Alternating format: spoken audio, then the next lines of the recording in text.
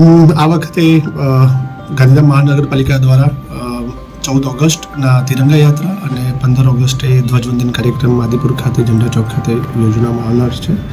આ વખતે તિરંગા યાત્રાની થીમ છે હર ઘર તિરંગા હર ઘર સ્વચ્છતા. તો એના અનુલક્ષીને નાગરિકોને વિનંતી કરીશ કે કોર્પોરેશન દ્વારા જે પણ સફાઈ બાબતે આગામી સમયમાં ઝુંબેશ અથવા તો કોઈ ઇનિશિયેટિવ લેવામાં આવે તો એમાં વધીને આગળ આવે અને હાઉસહોલ્ડ લેવલે આપણે આનું જનરેશન ઘટાડીએ, આનું સેગ્રિગેશન રાખીએ, જેથી કરીને ડે ટુ ડે જે આપણું ગાંધીધામને એક સ્વચ્છ રાખવાની મુહિમ છે એને આપણે પૂરી કરી શકીએ.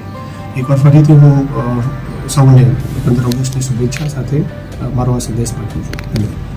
મેહુલ દેસાઈ મારું નામ અને હું ડીવાયએમસી ગાંધીધામ મ્યુનિસિપલ કોર્પોરેશન અને ઇન્ચાર્જ કમિશનર ગાંધીધામ. નમસ્કાર.